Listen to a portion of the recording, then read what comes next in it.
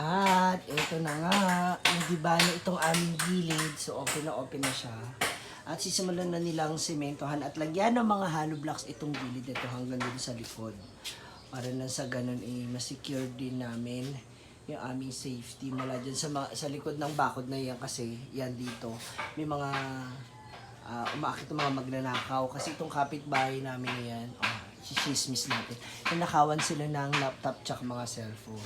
So ngayon pa lang, sabi ko sa kanila, sana today is mailak na natin o masara na natin yan para kung aalis man ako, safe ang nanay ko na maiiwan dito. Ganun. Yeah. So ito yung sa kabilang side. Yung nakikita nyo itong pader na ng kapitbahay namin yan. So halos walang naging pagitan yung aming mga pader. Pader sa pader. Ganun. Dikit. So ayan na mga moms. Unti-unti na po siya natatapos. Yung ating bubong at kisame. So mga ilang araw na lang to ay matatapos na siya. So ngayon talaga napakakalat pa ng aming bahay. At kung iniisip ninyo kung saan matutulog si mama, dito muna siya sa aking inaction na si Allen sa bahay nila. Kasi tatabi niya lang yung malapit na sila sa CR, so hindi mahirapan si mama. Tsaka hindi siya mag-aakit pa ba. So, abang-abala para sa ating next update. Maraming salamat sa panonood. Thank you. God bless everyone. Special thanks again to Ate Anita, Ate Roxy, kay Ate Crane, kay Ate Jenjen, and sa lahat ng mga momshies, road trippers, thank you. Social Climber Squad, Brenda Mish, thank you, te. And sa lahat ng aking mga friends. At sa lahat ng mga nanonood, God bless. Okay, eto na. Sa pagsisemento at hollow blocks, nalagyan na dito yung banda sa ulan.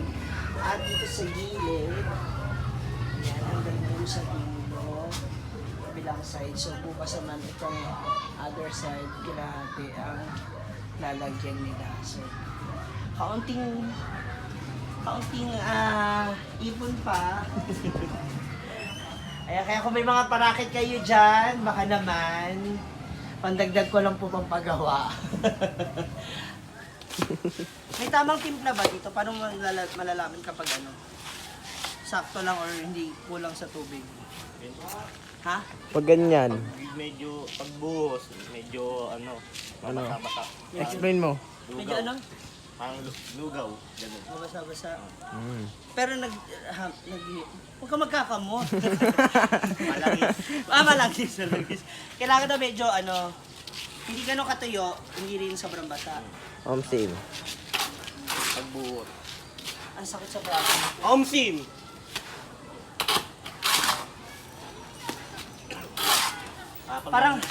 Parang ka rin nagme-makeup kasi mimix mo yung foundation, tapos i-blend mo yung contour. Ganon. Pag mangbubuhat ka ng lalaki, galing dito muna dapat. Ganun. Ano? Ganon? Hindi mo maintindihan sigurado eh. Ang gulo ka usap ni Koreano. Ganyan. Magkano araw mo dyan, T?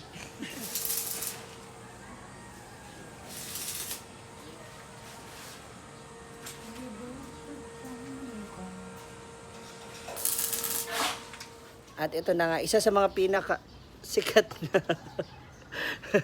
merienda ng mga batang 90s at 80s.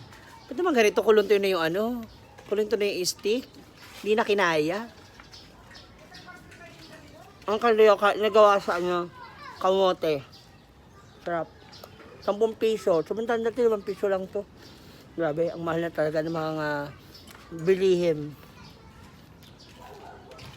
Kuya, sa tingin nyo lang, mga ilang araw pa yung aabot siya? Isang buwan. Hay! Sabi ko, bubong lang. Hindi ko sinabing mansyon. Kung isang buwan, dahil wala akong budget. Kinabahan naman ako sa isang buwan, oy. Grabe naman yung balls. Nagugas ka ba na kamay? Oo. O, talo-talo na yan. May hot sauce dito, kuya, oh. May isang bakante dyan na walang palaman. Baka Omsim. gusto nyo may pala. Ayan, hot sauce, kuya. Yan, sos. Ayan, so, medyo nakakakalahati na yung ating mga yung ating mga bakod, yung na hollow blocks, yung na-extend mo na dyan, ayan. Hanggang dun sa likurang parte ng aming bahay. Kaya for the meantime, break time, merienda tayo. So meron kami, ano tawag nga nito? Carioca. At saka ham sandwich. Oh. So let's eat. Halika na boys, kain na. Si Rayson, si Kuya Mike, at saka si Koreano. Tsaka si pangalan ng isa? Kuya Antek? Pantek. Kuya Antek! Dr. Wakwak. Doktor. Kuya, halika, merienda muna. Sipag ni Kuya. Parang gusto niya talagang paspasan yung bahay ko.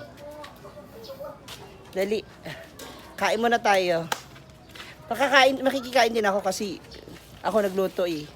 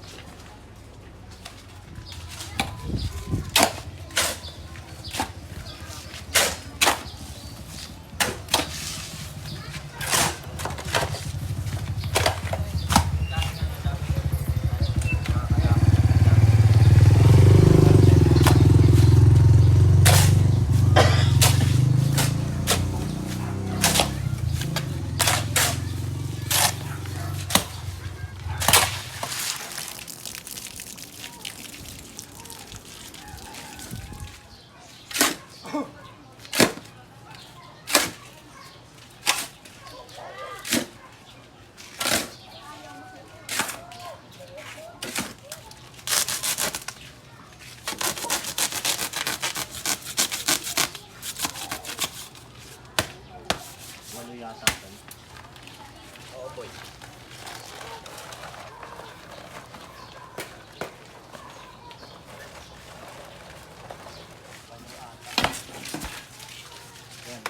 Pwede tayo para yung sa kumagamit.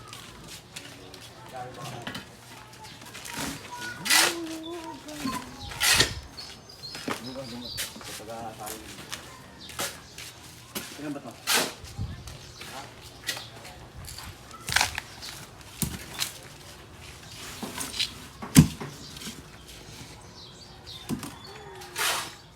Nakakaloka, may balat na ng ahas dito sa gilid namin. Hala. So tendency, meron talagang meron kasi talaga mga ahas dyan sa likod ng, itong lugar namin, yung likod kasi yan, subdivision na. So puro talahib na kasi yan. So baka malamang sa malamang dyan sila nagpapalit sa likod. Oh my God, nakaka-tense. Ay, mas kailangan ko talaga dapat siyang matapos ka agad bago pa siya magpapapasok sa bahay namin. Nakakaloka yung mga ahas. Okay, ngayon si Koreano naman ang papunta para magtabas ng mga tatabasin yung mga mga sanga-sanga, ganyan. Ayan, pagitan lang namin yan. Ito mga down dyan yan, dapat inaalis din yun. Para, baka mamaya magulat na kami, may puno na dyan.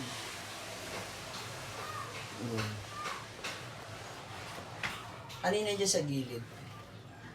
Ano ng ahas? Ito. Ha? Balit ng ahas. Asan? Dito. Uwi. Tingin. Kuhanan mo nga. Ay! Kuhanan mo.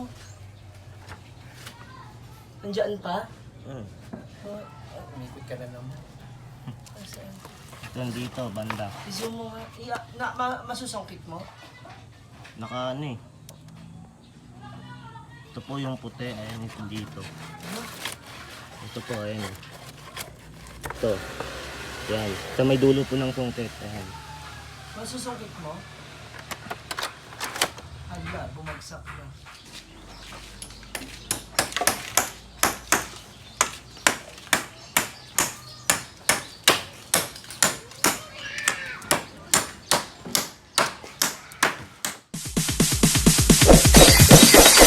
It's DJ.